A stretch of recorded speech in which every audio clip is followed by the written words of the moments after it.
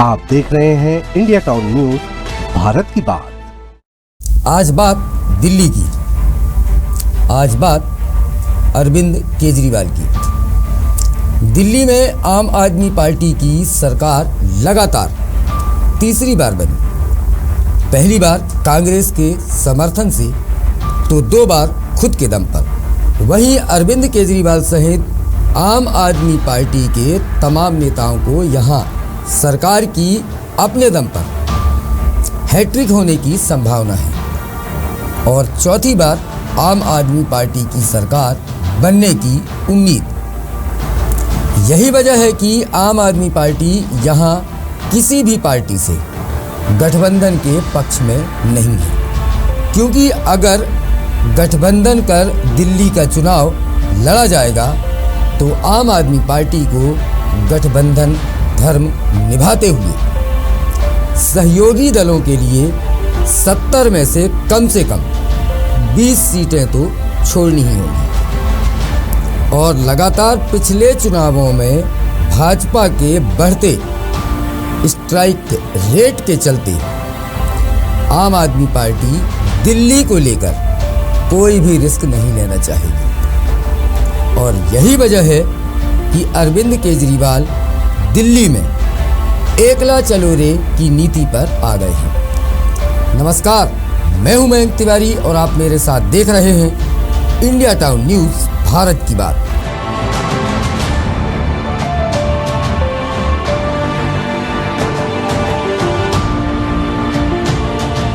दिल्ली के पूर्व मुख्यमंत्री और आम आदमी पार्टी के प्रमुख अरविंद केजरीवाल ने रविवार को राष्ट्रीय राजधानी में 2025 के विधानसभा चुनावों के लिए कांग्रेस के साथ किसी भी गठबंधन से इनकार किया। आम आदमी पार्टी के मुखिया अरविंद केजरीवाल ने रविवार को पत्रकार वार्ता या प्रेस कॉन्फ्रेंस में ऐलान किया कि आम आदमी पार्टी का दिल्ली विधानसभा चुनाव में किसी से कोई गठबंधन नहीं होगा। यह कदम विपक्षी दल इंडिया के लिए एक बड़े झटके के तौर पर देखा जा रहा है, जिसका गठन दिल्ली की सत्ता से बीजेपी को बेदखल करने के उद्देश्य से किया गया था।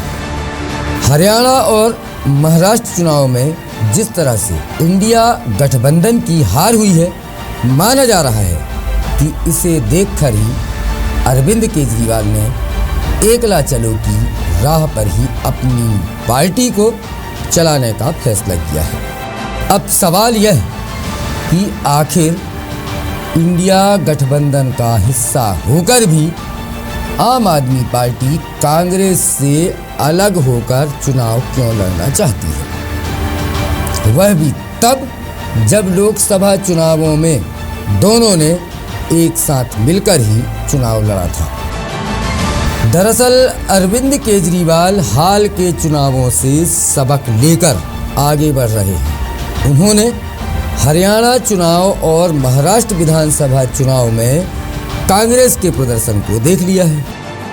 अरविंद केजरीवाल ने लोकसभा चुनाव में भी आम आदमी पार्टी का कांग्रेस संग गठबंधन कराकर अपना हाल देख लिया। जानकारों का या राजनीतिक पंडितों का या विश्लेषकों का मानना है कि अरविंद केजरीवाल को कांग्रेस से गठबंधन करके कोई फायदा नहीं दिख रहा। साथ ही उनके सामने दिल्ली की विधानसभा चुनावों का डेटा भी है, जिसमें कांग्रेस की ताकत उन्हें दिखाई दे रही है। अगर दिल्ली में हुए पिछले 3 चुनावों का डेटा देखेंगे तो समझ आ जाएगा कि अरविंद केजरीवाल क्यों कांग्रेस संग गठबंधन से कन्नी काट रहे हैं। पिछले 3 विधानसभा चुनावों से कांग्रेस का वोट प्रतिशत लगातार नीचे गिर रहा है। दिल्ली में हुए 2013 के विधानसभा चुनाव में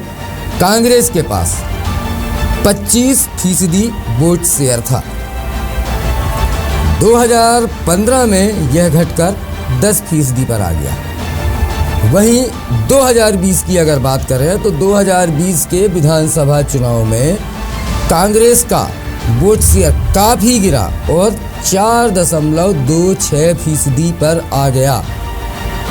इस तरह से देखा जाए तो दिल्ली के भीतर कांग्रेस लगातार कमज़ोर होती जा रही है, हाथ की ताकत घटती जा रही है। वहीं आम आदमी पार्टी और भाजपा की बात करें तो वोट शेयर के डाटा से लगता है कि मुकाबला इन्हीं दोनों में है। आम आदमी पार्टी का वोट शेयर 2015 में और 2020 के चुनावों में कमोबेश एक जैसा ही सेम या बराबर दिखाई दिया। आम आदमी पार्टी का 2013 में 29%, 2015 में 54% और 2020 में 53.57% वोट शेयर रहा। वहीं भाजपा की अगर बात करें तो 2013 में भाजपा का वोट शेयर 34%, 2015 में 32% और 2020 में 38.51% रहा। दिल्ली में अगले साल शुरुआत में ही यहाँ चुनाव होने हैं, विधानसभा चुनाव फरवरी में होने हैं। अरविंद केजरीवाल की पार्टी ने कई सीटों पर या यूं कहें कि 11 सीटों पर उम्मीदवारों के नाम का ऐलान भी कर दिया है। हालांकि अभी तक चुनाव आयोग ने चुनावी शंखनाद नहीं किया है या चुनावों की तिथि या डेट घोषित नहीं की है। इससे पहले अक्टूबर में हरियाणा विधानसभा चुनाव में आम आदमी पार्टी ने इंडिया गठबंधन से अलग होकर चुनाव लड़ा था। आप और कांग्रेस ने हरियाणा में गठबंधन की कोशिश की थी, लेकिन सीट बंटवारे की बातचीत का कोई नतीजा नहीं निकला था। हालांकि कांग्रेस और आप ने लोकसभा चुनाव इंडिया गठबंधन के तहत एक साथ मिलकर लड़ा था। दोनों ही पार्टियों ने एक दूसरे के लिए यहां प्रचार भी किया था। दिल्ली की 7 लोकसभा सीटों में से आपने 4 और कांग्रेस ने 3 सीटों पर चुनाव लड़ा था। हालांकि दोनों में से कोई भी पार्टी खाता नहीं खोल सकी थी, क्योंकि भाजपा ने शहर की या दिल्ली की सभी 7 लोकसभा सीटों पर जीत हासिल की। बात इसी महीने की करें तो महाराष्ट्र में महाविकास अघाड़ी की हार के बाद अरविंद केजरीवाल का यह फैसला आया है। अब आपको ले चलते हैं 2013 में। ये भी याद दिलाना बेहद जरूरी है। तब जरूरी है जब कांग्रेस से अलग अकेले चुनाव लड़ने की बात कर रहे हैं अरविंद केजरीवाल। तो 2013 में दिल्ली विधानसभा चुनाव में किसी भी राजनीतिक दल को स्पष्ट बहुमत नहीं मिला था। दिल्ली में विधानसभा की 70 और लोकसभा की 7 सीटें हैं। विधानसभा चुनाव के नतीजे के बाद यह साफ था कि कोई भी राजनीतिक दल अपने दम पर सरकार नहीं बना सकता और गठबंधन होने की भी कोई गुंजाइश नहीं थी, क्योंकि एक तरफ कांग्रेस थी, दूसरी तरफ भारतीय जनता पार्टी और तीसरी तरफ आम आदमी पार्टी।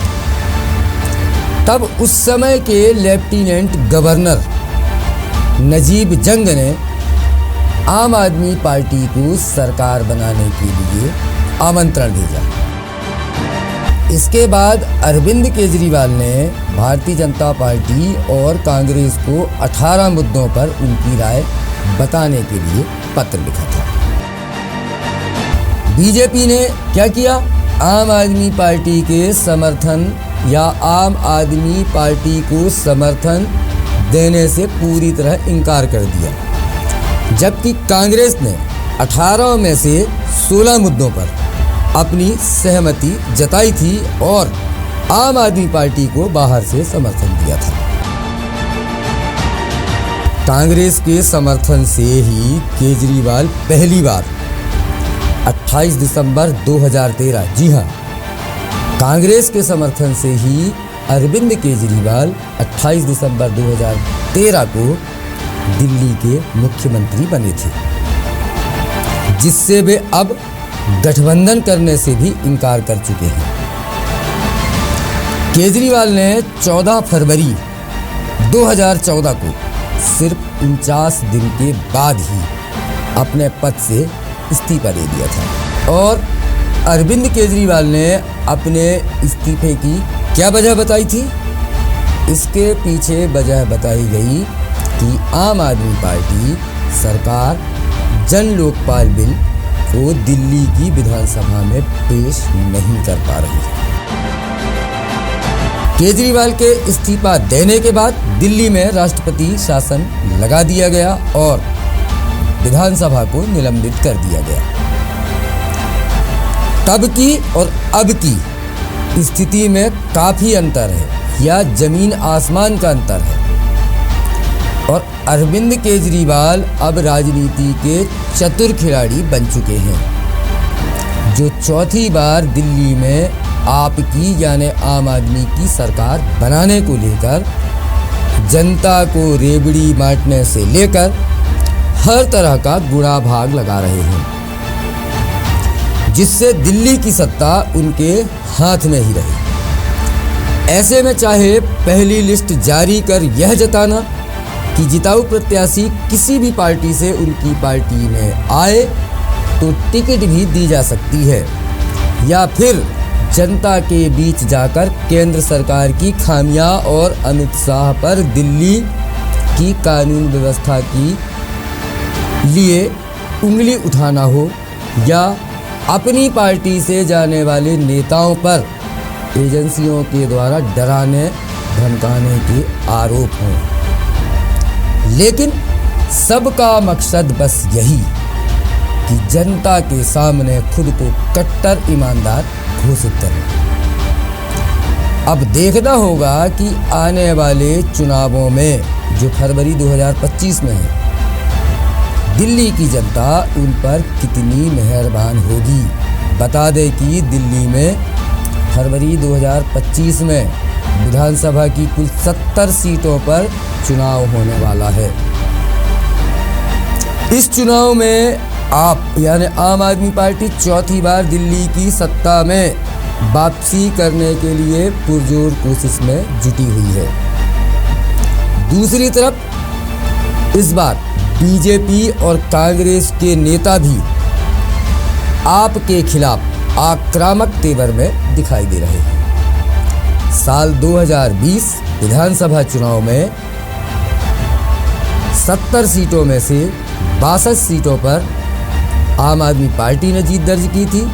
बीजेपी के 8 प्रत्याशी चुनाव में जीत हासिल करने में कामयाब हुए थे, तो वहीं कांग्रेस के हाथ में आया था 0 यानी 0। हमारी खास पेशकश में फिलहाल इतना ही। मुझे दीजिए इजाजत, स्वीकार कीजिए मेरा नमस्कार। आप देख रहे हैं इंडिया टाउन न्यूज, भारत की बात।